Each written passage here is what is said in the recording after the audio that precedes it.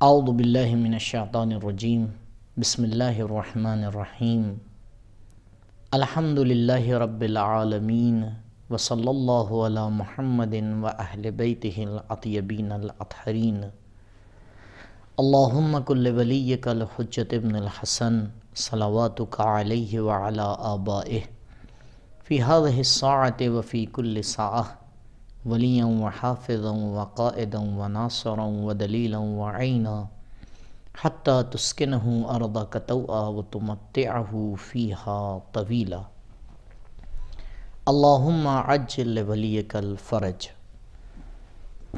محترم ناظرین و سامعین، السلام علیکم ورحمۃ اللہ وبرکاتہ۔ سب سے پہلے ماہ مبارک شعبان، خوشیوں کا مہینہ، تمام سال میں اکیلا وہ مہینہ جس میں کوئی بھی غم کی تاریخ نہیں ہے،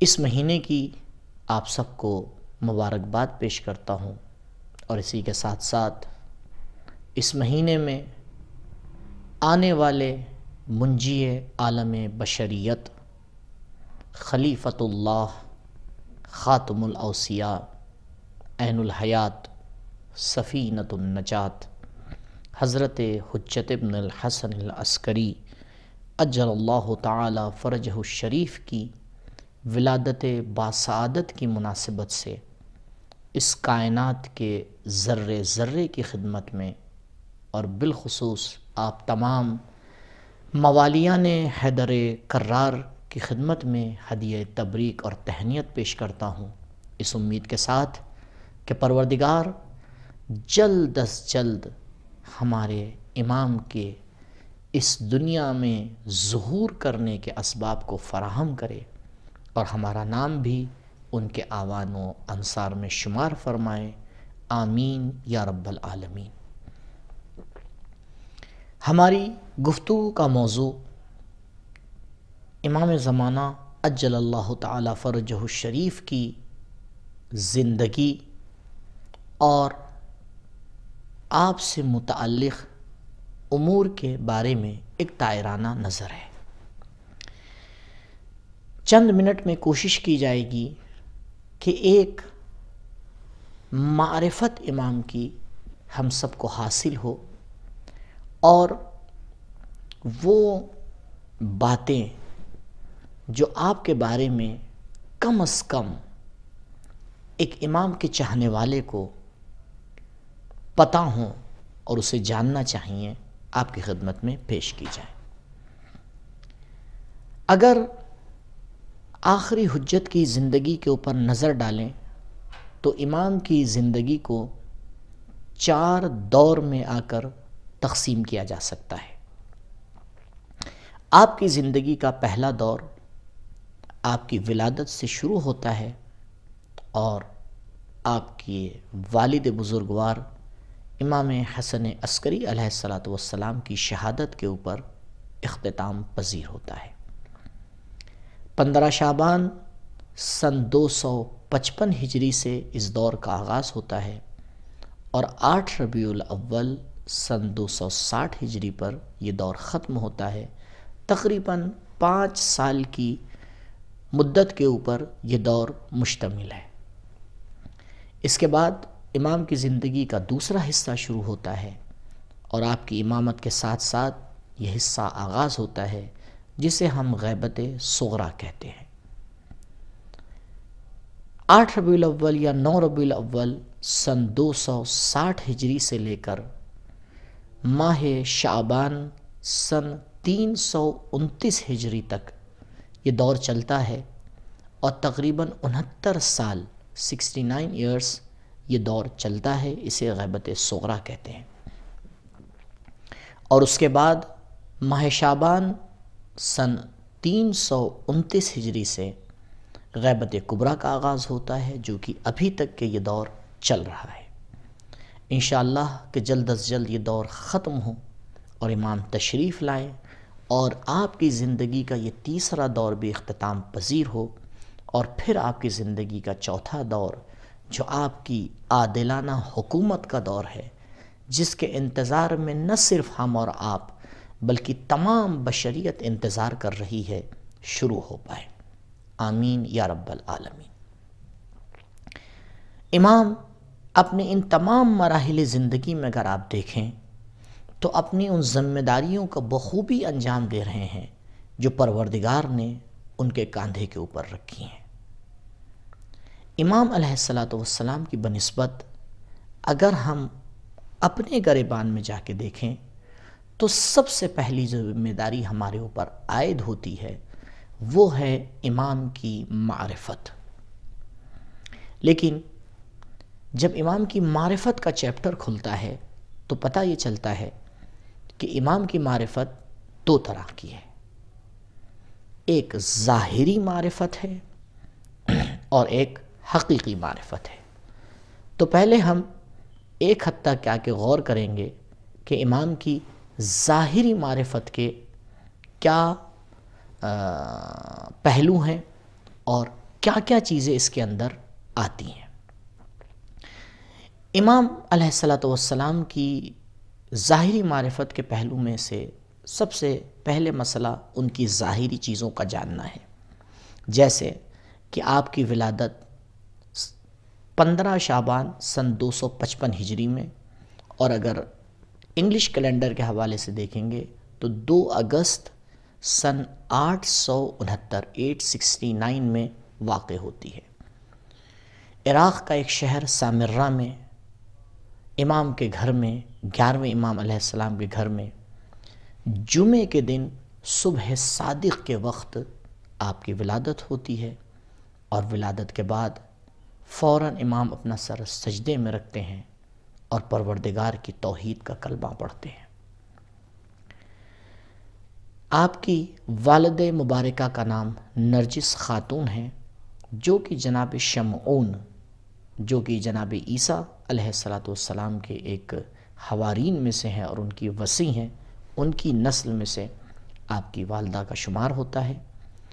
اور میرے مولا کے مشہور القاب اگر آپ دیکھیں گے تو مہدی، منتظر، بقیت اللہ، حجت،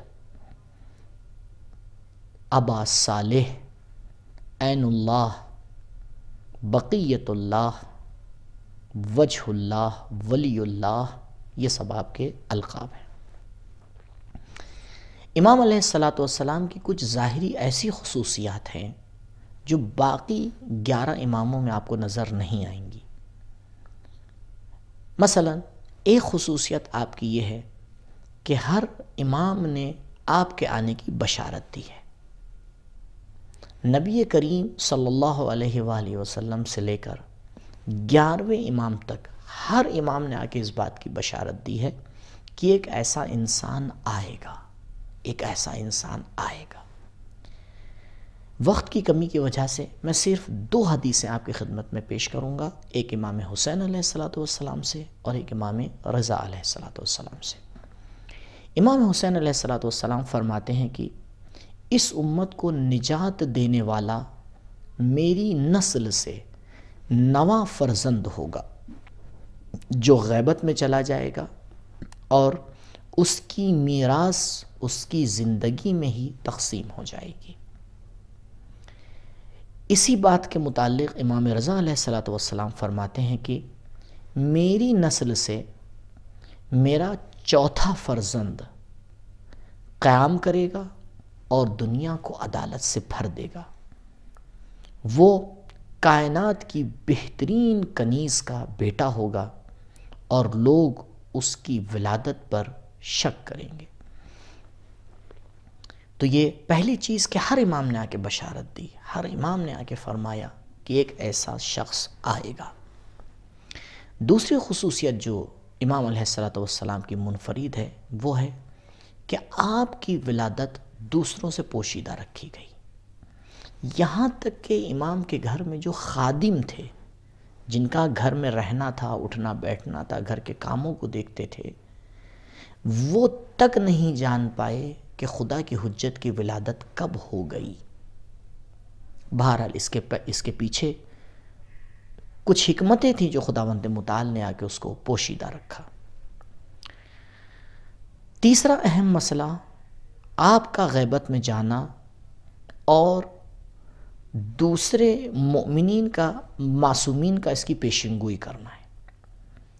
کوئی امام اس طرح سے غیبت میں نہیں گیا جس طرح سے آپ غیبت میں تشریف لے گئے۔ یہ آپ کی خصوصیت ہے جو آپ سے منحصر ہے۔ چوتھی خصوصیت اگر آپ دیکھیں تو یہ ملتی ہے کہ آپ سب سے کم سن امام ہیں۔ امام جواد علیہ السلام 8 سال کی عمر میں منصب امامت پہ فائز ہوئے۔ آخری حجت سے پہلے سب سے کم سن امام ہمارے امام جواد علیہ السلام ہیں، لیکن امام زمانہ عجل اللہ تعالیٰ فرجہ الشریف، جیسا آپ نے غور کیا، 5 سال کی عمر میں منصب امامت کے اوپر فائز ہوئے ہیں۔ اللہ کا ولی چھوٹا اور بڑا نہیں ہوتا۔ جب پروردگار گہوارے میں جناب عیسیٰ علیہ السلام کو نبوت عطا کر سکتا ہے اور گہوارے میں نبی خدا آ کے آواز دے سکتے ہیں انی عبداللہ آتانی الکتاب وجعلنی نبیا، تو جو فخر عیسیٰ ہے، بے شک وہ 5 سال کی عمر میں اگر منصب امامت پہ فائز ہو جاتا ہے تو اس میں تعجب کی کیا بات ہے۔ اور آخری خصوصیت جو آپ کی پائی جاتی ہے اور دوسرے ائمہ میں یہ نہیں ملتی ہے، آپ کی عمر کا طولانی ہونا ہے۔ پروردگار ہمارے امام کو سلامت رکھے اور انشاءاللہ ان کے ظہور میں تعجیل فرمائے۔ یہ امام کی ظاہری معرفت ہے، یہ امام کی کچھ ظاہری خصوصیات ہیں جو آپ کی خدمت میں عرض کی گئیں، اور ان ظاہری خصوصیات کو جان لینا بھی ضروری ہے لیکن کافی نہیں ہے۔ اب اس ظاہری خصوصیات کے بعد چلتے ہیں امام کی حقیقی خصوصیات اور حقیقی معرفت کی طرف۔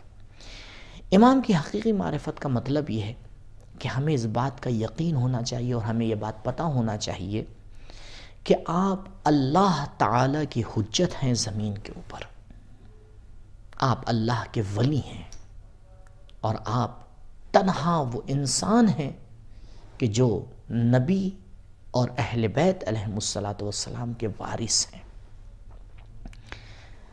پروردگار نے آپ کو حجت بنا کے ہمارے لیے بھیجا ہے، اور آپ کے حکم کا ماننا اس کائنات کے نہ صرف ہر فرد بلکہ کائنات کے ذرے ذرے کے اوپر واجب ہے۔ ہمیں یہ پتہ ہونا چاہیے کہ ہم زندہ امام کی حکومت میں زندگی کر رہے ہیں۔ پروردگار نے زمین کو اپنی حجت سے خالی نہیں رکھا ہے۔ اگر زمین حجت پروردگار سے خالی ہو جائے تو زمین کا باقی رہنا ناممکن ہے۔ لولا الحجہ لساخت الارض باہلہا، اگر حجت اس دنیا سے چلی جائے تو زمین اور آسمان تباہ ہو جائیں گے۔ ہمیں یہ پتہ ہونا چاہیے کہ اس مقصد اور اس حقیقی معرفت کو پورا کرنے کے لیے امام علیہ السلام نے کئی راستے اپنائے۔ جب آخری حجت کی ولادت ہوئی تو جیسا آپ سے عرض کیا، پوشیدہ طریقے سے امام کی ولادت ہوئی تھی۔ اب 11ویں امام کے لیے ضروری تھا کہ لوگ اپنے وقت کے امام کو پہچانیں، تو امام نے 5 راستے اپنائے اور 5 راستے اختیار کیے کہ جس کے ذریعے سے امام کو لوگوں کو پہچنوائیں۔ بہت مشکل کام ہے۔ آپ اس زمانے کے دور کے اوپر ذرا سا غور کریں، امام کہاں زندگی بسر کر رہے ہیں؟ 11ویں امام علیہ السلام سامرہ میں رہ رہے ہیں۔ سامرہ چھاونی لشکر وہاں پہ رہتا ہے، اسی لیے امام کا لقب بھی پڑ گیا عسکری، کیونکہ عربی میں عسکر کہتے ہیں لشکر کو۔ تو کیونکہ امام لشکر کے درمیان زندگی بسر کر رہے تھے تو آپ کا لقب ہی یہ پڑ گیا۔ جاسوسوں کے درمیان امام کی زندگی بسر ہو رہی ہے، گھر کے منٹ منٹ کی خبر جاسوسوں کے ذریعے خلیفہ تک پہنچ رہی ہے۔ ایسے پرآشوب ماحول میں امام حسن عسکری علیہ السلام نے کس طرح سے حجت کو آ کے پہچنوایا، یہ ایک آسان کام نہیں ہے۔ مختلف راستے اپنائے امام نے تاکہ حجت کو پہچنوائیں، لوگوں کو اپنے زمانے کی حجت کی معرفت ہو، لوگ امام کی بنسبت حقیقی معرفت حاصل کر سکیں۔ پہلا کام جو امام نے اس حوالے سے آ کے انجام دیا وہ یہ تھا کہ امام نے آخری حجت کو لوگوں سے ملوایا۔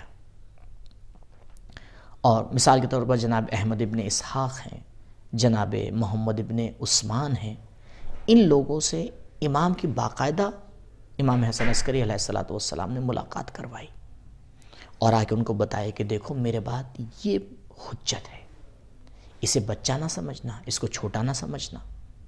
اور باقاعدہ امام نے ان کے ساتھ گفتگو کی اور ان کو یقین ہوا اس بات کا کہ یہی حجت خدا ہے 11ویں امام کے بعد. دوسرا طریقہ جو امام نے اپنایا وہ یہ تھا کہ آخری حجت کی ولادت کے بعد امام نے کئی بار عقیقہ کیا اور عقیقے کے گوشت کو جاننے والوں کے درمیان بھجوایا اور تقسیم کرایا اور ان کو بتایا کہ ہدیہ جو تمہارے لیے بھیجا جا رہا ہے اس حجت کی وجہ ولادت کی وجہ سے ہے جو اس وقت اس دنیا میں آ چکی ہے. گرچہ تم اس کو دیکھ نہیں پاؤ گے لیکن تمہیں اس بات کا علم ہونا چاہیے کہ پروردگار کی آخری حجت اس دنیا میں آ چکی ہے اور اس کی ولادت ہو چکی ہے. تو ایک طریقہ امام نے یہ اپنایا.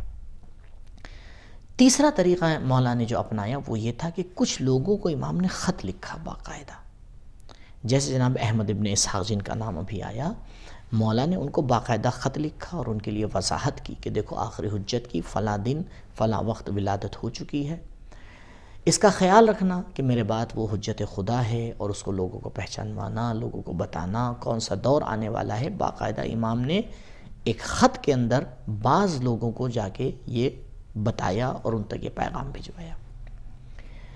چوتھا طریقہ جو مولا نے آ کے اپنایا امام کو پہچانوانے کا وہ یہ تھا کہ امام کے ذریعے سے آ کے جواب دلوائے.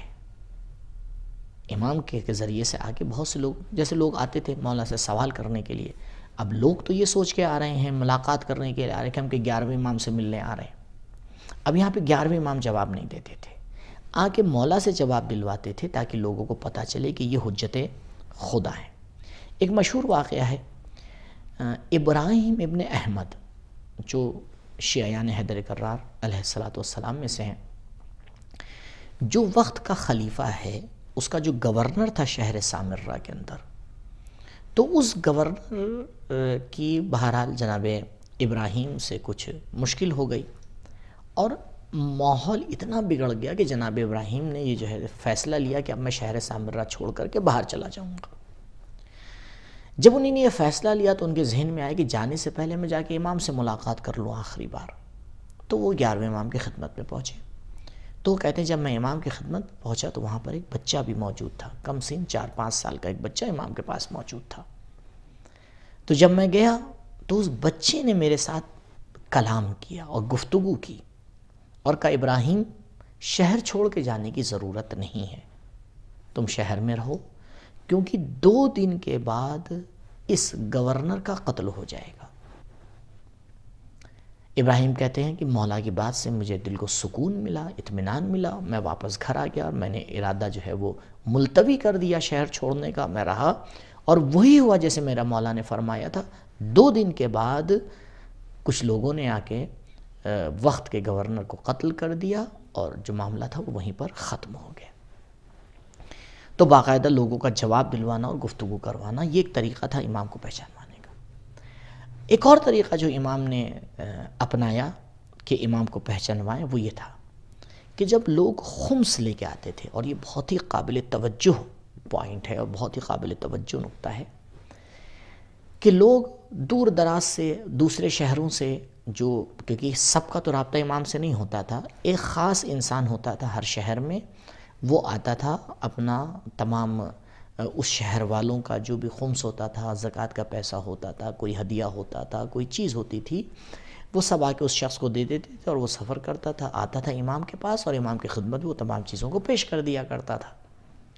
البتہ 11ویں امام علیہ السلام کا طریقہ یہ تھا کہ جب یہ تمام چیزیں امام کی خدمت میں آتی تھیں تو امام خود بتاتے تھے کہ فلاں مال اس نے دیا ہے، سامنے والا امام کے حوالے کر دیتا تھا، پھر کہتے تھے فلاں چیز اس نے دی ہے، وہ دے دیتا تھا. یعنی امام بتاتے جاتے تھے اور جو لے کے آیا ہوتا تھا وہ امام کے حوالے کرتا چلا جاتا تھا. بہرحال امام علیہ السلام کو علم تھا ان تمام چیزوں کا. تو ایک طریقہ امام حسن عسکری علیہ السلام نے یہ اپنایا کہ جب امام کی ولادت ہو گئی تو اس کے بعد اب یہ کام امام کیا کرتے تھے. یعنی جب کوئی آتا تھا تو آخری حجت پروردگار کی امام زمانہ عجل اللہ تعالی فرجہ الشریف آپ آ کے بتاتے تھے. اور یہاں تک کہ روایات میں ملتا ہے کہ بعض لوگ مال دولت لے کے آئے تو امام نے اس میں سے کچھ سکے الگ کر دیے، جدا کر دیے، اور اس کو واپس کیا، کہا یہ جس سے لے کے آئے اسی کو واپس کر دینا. کیوں؟ کیونکہ یہ حرام کی کمائی کا مال ہے، اور حرام کے مال کی کمائی میں ہمارا کوئی حصہ نہیں ہے.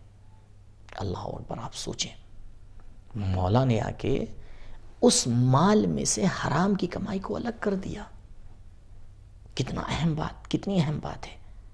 یعنی اگر انسان کی زندگی میں حرام کی کمائی آ رہی ہے تو سمجھ جائے کہ اگر اس حرام کی کمائی سے وہ کوئی نیک کام کرنے کی کوشش کر رہا ہے تو اس کو اہل بیت علیہم السلام قبول نہیں کرتے. ہم اگر یہ سوچ کے حرام کی کمائی سے اچھے کام کریں کہ پروردگار قبول کر لے گا تو اہل بیت علیہم السلام کی سیرت یہ ہے کہ تم اس کمائی سے آ کے اچھا کام کرو جو تمہاری حلال کمائی ہے. حرام کی کمائی سے ہم تم سے کوئی چیز قبول نہیں کرنے والے ہیں. قرآن مجید پہ اگر ہم آ کے نظر ڈالیں تو بہرحال قرآن نے کافی جگہ کے اوپر آخری حجت کا ذکر کیا ہے کہ جس میں سے میں چند آیات کو آپ کی خدمت میں پیش کروں گا. اگر قرآن کو شروع سے آخر تک ایک بار سرسری طور سے دیکھا جائے تو تقریباً قرآن میں 265 آیات ہمیں ملتی ہیں کہ جس میں آخری حجت کا ذکر ہوا ہے، آخری زمانے کا ذکر ہوا ہے، عادلانہ حکومت کا ذکر ہوا ہے. پروردگار بار بار اس بات کی طرف اشارہ کر رہا ہے کہ نہیں، ہم اس زمین کو عدل اور انصاف سے بھریں گے. نہیں، ہم نے زمین کو بنایا ہی اس لیے ہے کہ اس میں عدالت قائم ہو. ایک شخص ایسا آئے گا. اس طرح کی باتیں آپ کو قرآن کی تقریباً 265 آیات کے اندر مل جائیں گی. تعداد کافی ہے. آپ سوچیں 250 سے زیادہ آیات ہیں ہمارے پاس جس کے اندر آپ کو امام زمانہ یا ان سے ریلیٹڈ مطالب جو ہیں مل جائیں گے. میں یہاں 5 آیتوں کا ریفرنس آپ کو دیتا ہوں. انشاءاللہ آیات کو آپ جا کے خود دیکھ لیں گے. صرف میں ریفرنس آپ کو دے رہا ہوں.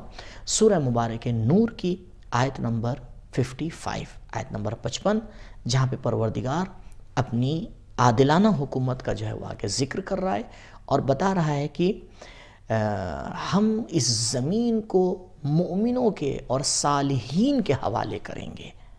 آج آپ دیکھیں زمین ظالموں کے ہاتھ میں ہے تو ضرور یہ معاملہ پلٹے گا، اور انشاءاللہ وہ وقت دور نہیں ہے کہ پروردگار کا یہ وعدہ پورا ہوگا.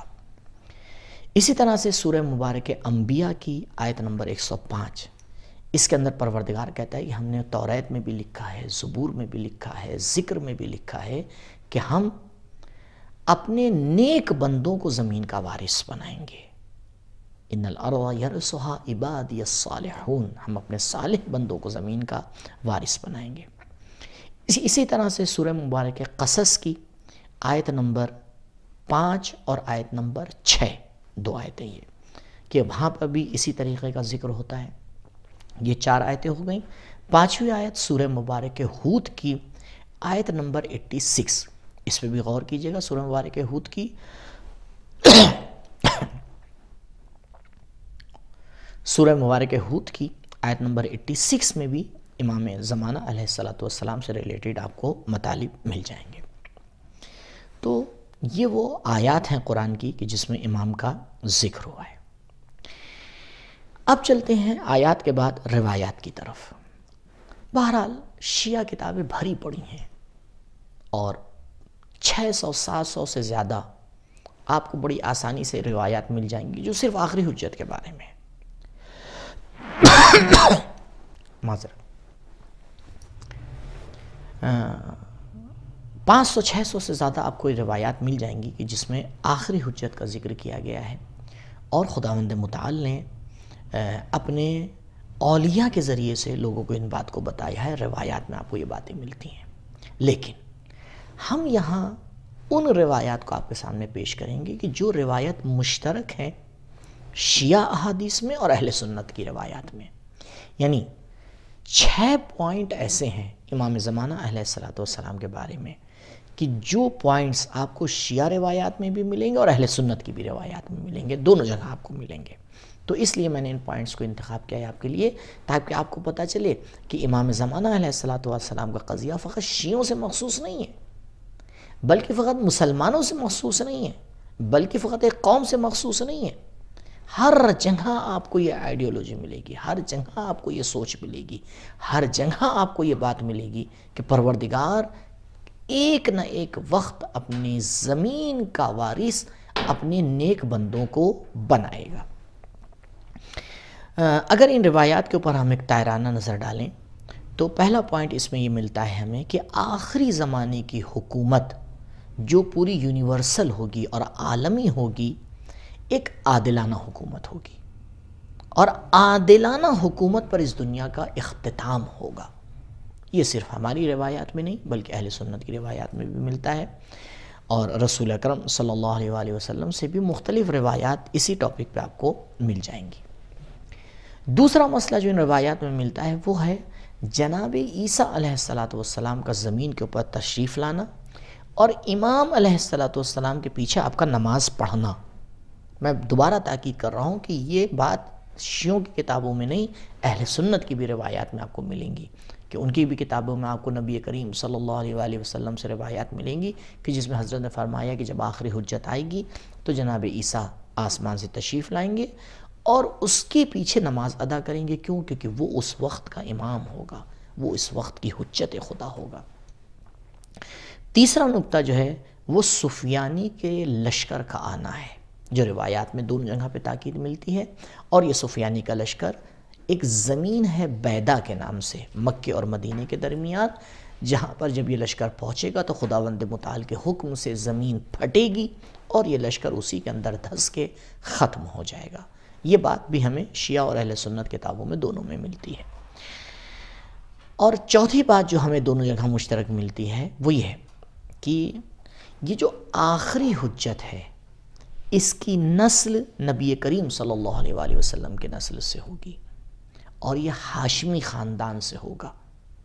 یہ مختلف روایات بھری پڑی ہیں اس بات کے اوپر کہ آپ کی نسل آخری نبی کی نسل سے ہوگی، ہاشمی خاندان سے ہوں گے، اور آپ کا شجرہ نبی کریم صلی اللہ علیہ وآلہ وسلم کے شجرے سے آ کر ملے گا، اور آپ جناب فاطمہ زہرا سلام اللہ علیہا کی اولاد میں سے ہوں گے۔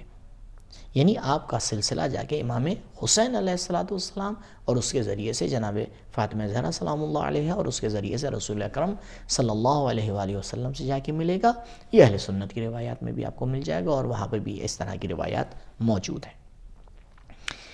پانچواں مسئلہ جو دونوں جگہ آپ کو مشترک ملے گا وہ آخری حجت کا نام اور آپ کی کنیت ہے۔ عربی میں نام کے علاوہ ایک کنیت بھی رکھی جاتی ہے بچے کی، جیسے نبی کریم صلی اللہ علیہ وسلم کی کنیت ہے ابو القاسم، امیر کائنات علی بن ابی طالب سلام اللہ علیہ کی کنیت ہے ابو الحسن۔ تو اس طرح کے نام جو ہے وہ رکھے جاتے ہیں۔ تو آخری حجت یعنی خاتم الاوصیاء کا نام اور کنیت سیم وہی ہے جو خاتم الانبیاء کا نام اور کنیت ہے۔ سیم نام وہی نام ہے، سیم کنیت وہی کنیت ہے۔ تو یہ آپ کو روایات میں ملے گا، نہ صرف ہماری کتابوں میں بلکہ دیگر کتابوں میں ملے گا۔ اور چھٹا پوائنٹ اور آخری پوائنٹ جو آپ کو ملے گا وہ یہ ہے کہ جب تک زمین پر یہ عادلانہ حکومت قائم نہیں ہو جائے گی تب تک یہ دنیا ختم نہیں ہوگی۔ یہ روایت جو میں آپ کے سامنے پیش کر رہا ہوں، جو آپ نے بارہا سنی ہوگی اور آپ کو لگے گا کہ یہ شیعہ کتابوں میں نہیں، اہل سنت کی کتابوں میں بھی یہ روایت ہے کہ اگر دنیا کے ختم ہونے میں ایک دن بچا ہوگا لَطَوَّلَ اللَّهُ ذَلِكَ الْيَوْمِ، پروردگار اس ایک دن کو اتنا طولانی کر دے گا کہ آخری حجت ظہور فرمائیں، عادلانہ حکومت فرمائیں، اور اس کے بعد کہیں جا کے دنیا کا اختتام ہوگا۔ تو یہ ممکن نہیں ہے کہ امام کے آنے سے پہلے اس دنیا کا شیرازہ بکھر جائے۔ تو بہرحال یہ جو ہے وہ نکات ہیں جو مشترکہ روایات کے اندر آپ کو ملیں گے۔ اب یہاں پر ایک سوال اٹھتا ہے کہ جب پروردگار نے ایک حجت کو بنایا ہی ہے تو اس کو پردے غیبت میں کیوں لے گیا؟ بہرحال اگر امام ہمارے درمیان ہوتے تو کتنا اچھا ہوتا، اگر امام ہمارے سامنے ہوتے ہم اپنے مسائل ان سے پوچھ لیتے، ہم اپنی مشکلات ان کے سامنے بیان کرتے تھے۔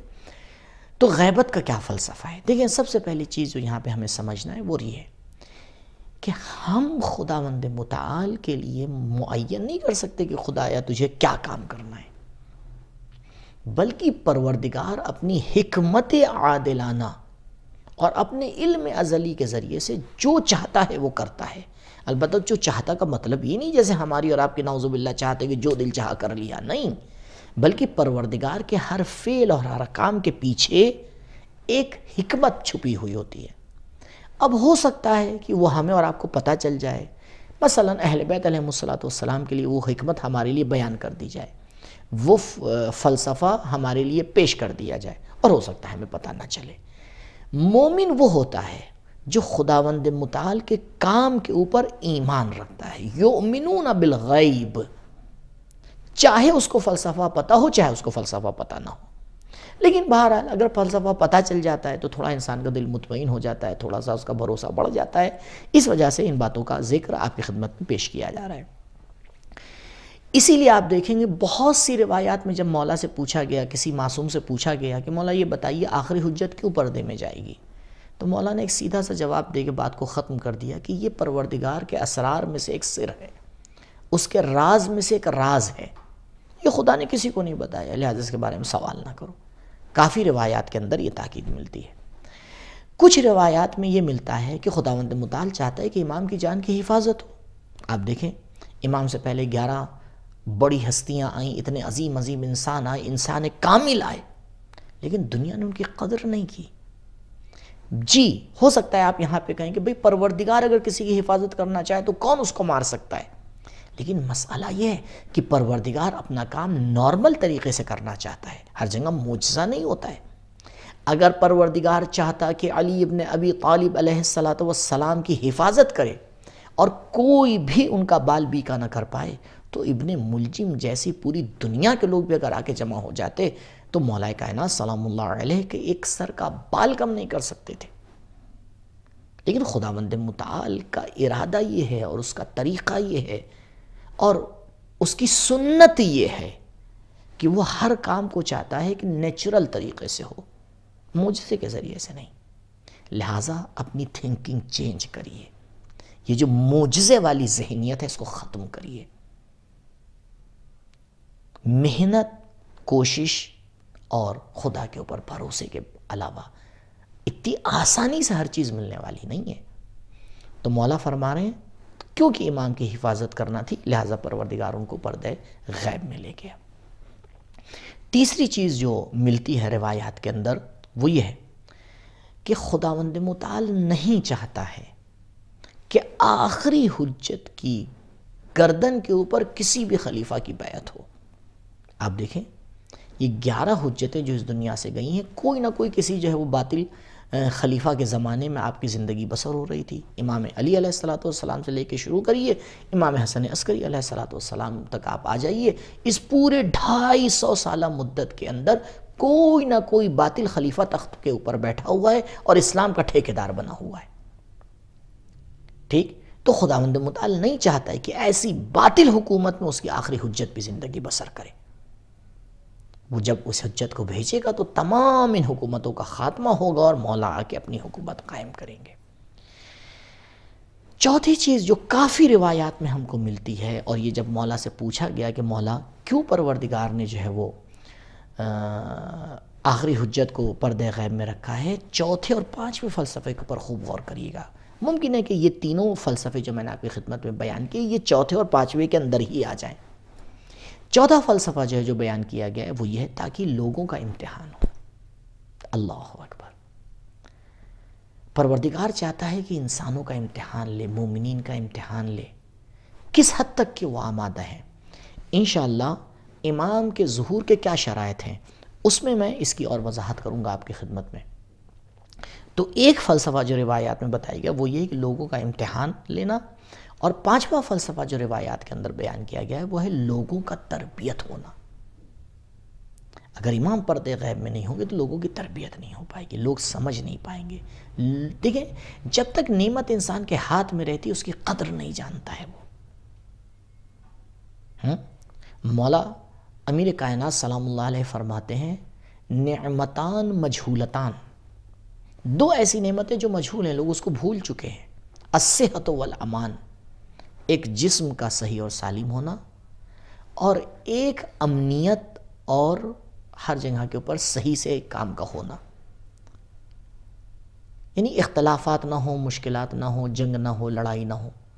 لیکن جب انسان اپنی صحت کو اپنے ہاتھ سے دھو بیٹھتا ہے، کوئی پروردگار تمام مومنین کو اپنے حفظ و امان میں رکھے، اور اگر کوئی بیمار ہے تو اس کو شفائے عاجل و کامل عنایت کرے.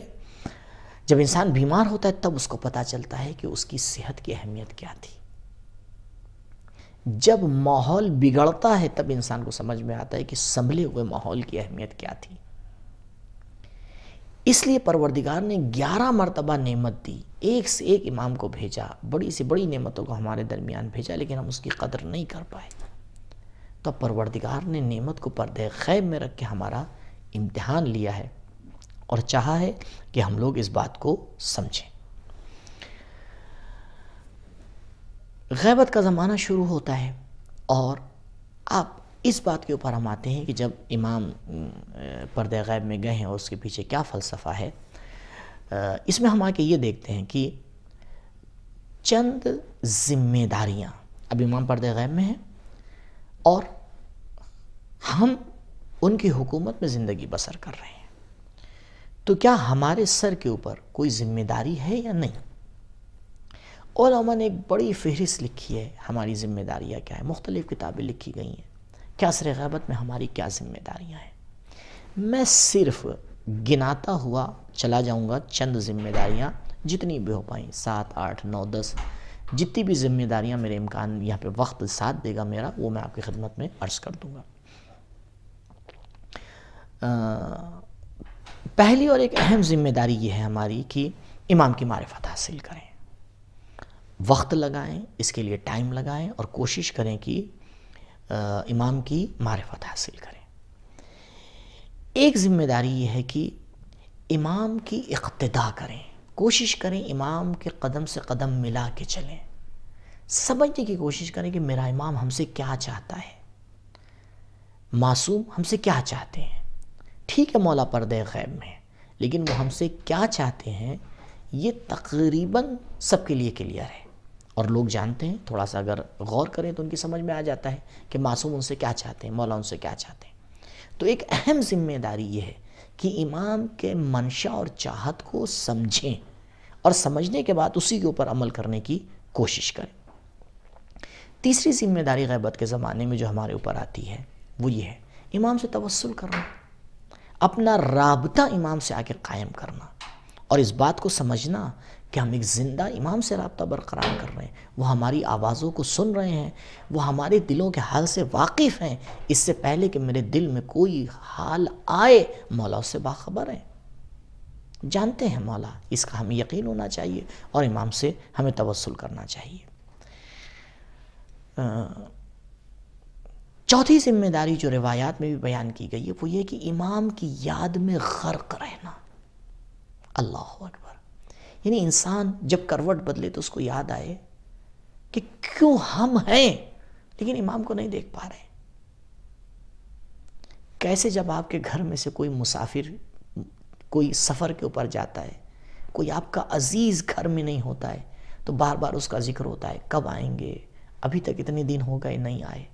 لیکن آپ بتائیں ہمارے درمیان کتنا ذکر ہوتا ہے، کب ہم ایک بار بیٹھ کے یہ بات کرتے ہیں اپنے گھر والوں کے درمیان کہ اتنی مدت گزر گئی اور امام نہیں آئے، کیوں نہیں آ رہا ہے یہ مسافر، آخر یہ کب پلٹ کے آئے گا. یہ ہماری اہم ذمہ داری ہے کہ ہم اس کو سمجھیں، یاد میں رہیں امام کی. یہ کیسے ممکن ہے کہ ایک مومن امام کو اپنے ذہن میں رکھے اور اس کا مولا اس کو یاد نہ رکھے؟ نہیں، بلکہ معاملہ تو الٹا ہے، ہم یاد رکھیں نہ رکھیں وہ ذات ہمیں یاد رکھتی ہے. مولا فرماتے کہ اگر ہم تمہیں یاد نہ رکھیں، اگر ہماری توجہ تمہارے اوپر نہ ہو تو دنیا والے تمہیں ختم کر دیں گے، تم زندگی نہیں بسر کر سکتے ہو. ایسے پرآشوب ماحول میں اگر ہم زندگی بسر کر رہے ہیں تو یہ اس یوسف زہرا سلام اللہ علیہ اجل اللہ تعالیٰ فرجہ الشریف کی نظر کرم ہے. ایک اہم ذمہ داری یہ ہے کہ ہم ان کے دوستوں سے دوستی اور ان کے دشمنوں سے آگے دشمنی رکھیں. سمجھیں کہ یہ ہماری ایک ذمہ داری ہے. ایک اور ذمہ داری ہماری عصر غیبت میں یہ ہے کہ امام کی سلامتی کے لیے دعا کریں، امام کی سلامتی کے لیے صدقہ دیں، امام کی سلامتی کے لیے نیک کام کریں. پروردگار سے دعا کریں کہ بار الہ اپنی حجت کو سلامت رکھ. ایک اہم ذمہ داری یہ ہے کہ امام کے ظہور کے لیے دعا کریں، ہر لمحہ دعا کریں، ہر نماز کے بعد دعا کریں، ہر اہم کام کے بعد دعا کریں. اور یہ دعا عادتاً اور روایتاً نہیں ہونی چاہیے بلکہ قلباً اور عقلاً ہونا چاہیے. یعنی یہ نہیں کہ ہمیں ایک عادت پڑ گئی اللہم جل ولی الفرج، دعائے فرج پڑھنے کی عادت ہو گئی ہے، نہیں، بلکہ جب اس دعا کے جملات اور فقرات ہماری زبان کے اوپر جاری ہوں تو ہمارا پورا وجود، ہمارا رویا آ کے اس بات کی گواہی دے کہ ہم دعا کر رہے ہیں. ہم دعا پڑھیں نہ دعا مانگیں، گڑ گڑائیں پروردگار کی بارگاہ میں کہ امام کے ظہور میں تعجیل کرے. اور ایک اہم ذمہ داری یہ ہے کہ ہم آخری حجت کو دوسروں کو پہچنوائیں اور اس بات کی کوشش کریں کہ امام کو دنیا آ کے پہچانے بہتر سے بہتر.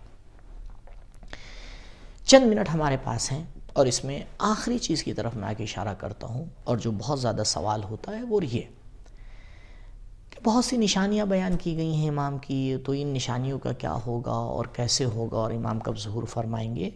تو بہت ہی میں بس سرسری طور پہ آپ کی خدمت میں عرض کر دوں کہ دیکھیں دو طرح کی، ایک ہوتے ہیں ظہور کے شرائط، اس کے اوپر آ کے گفتگو کریں گے. ایک ہے ظہور کی نشانیاں. فرق کیا ہے نشانی میں اور شرط میں؟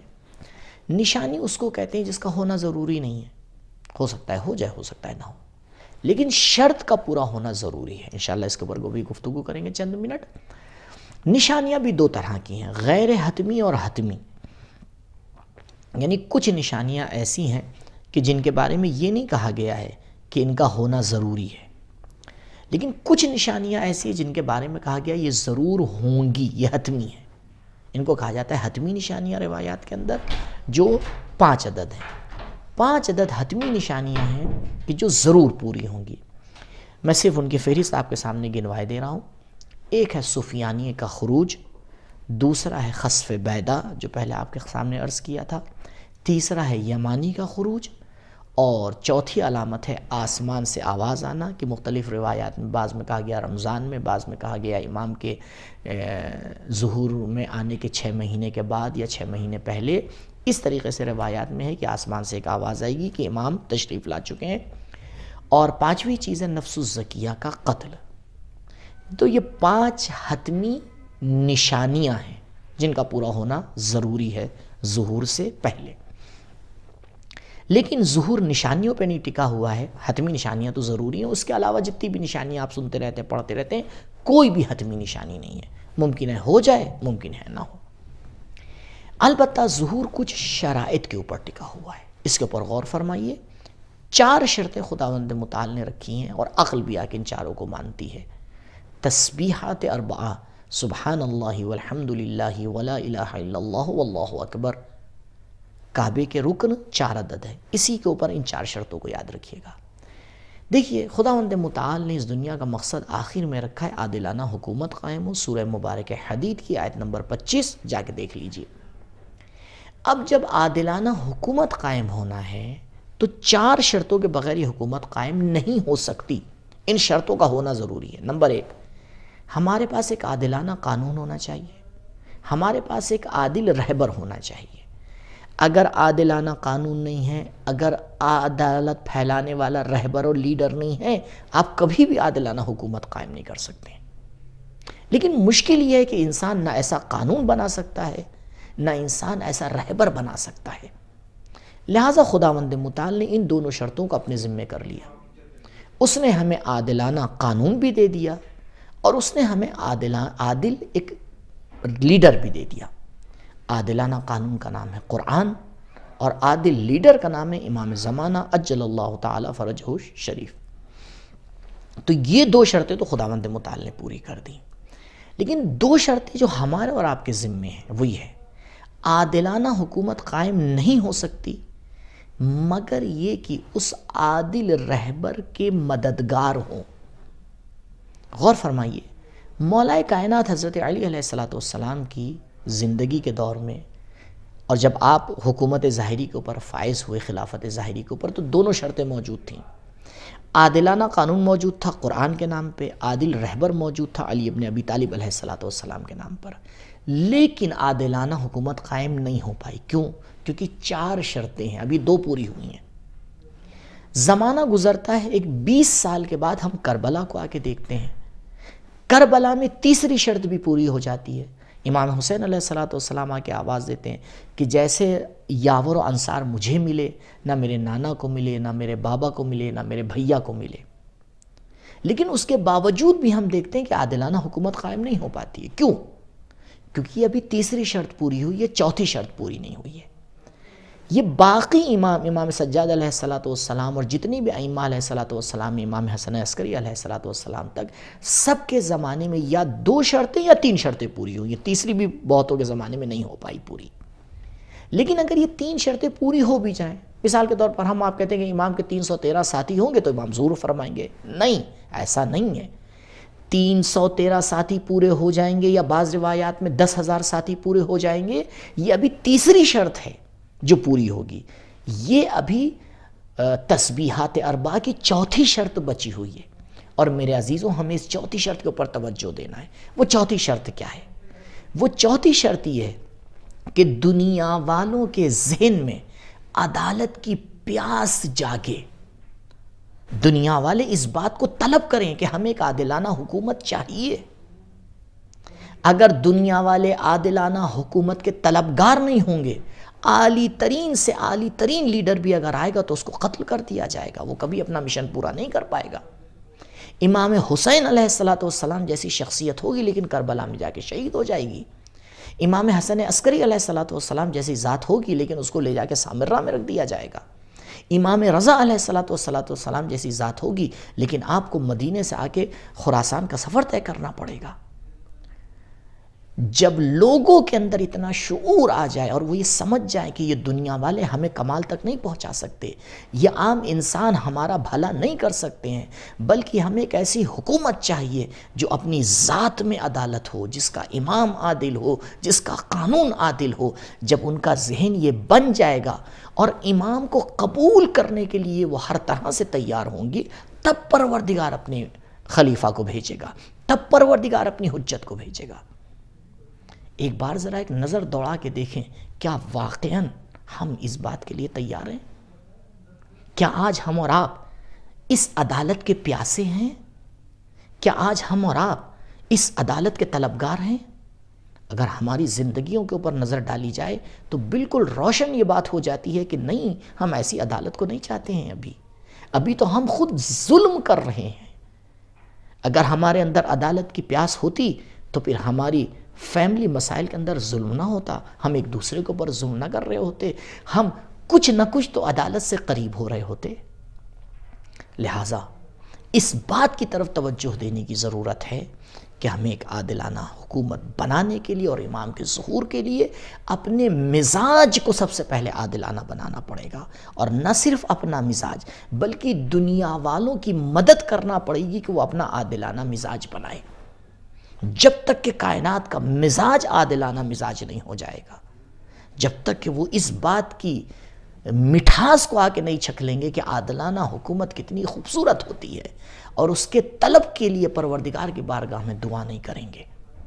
1200 سال تو کم ہے، 12,000 اور 12 لاکھ برس بھی گزر جائیں لیکن انسانیت کے اندر یہ پیاس نہ اٹھے، تب تک پروردگار اپنی حجت کو نہیں بھیجے گا۔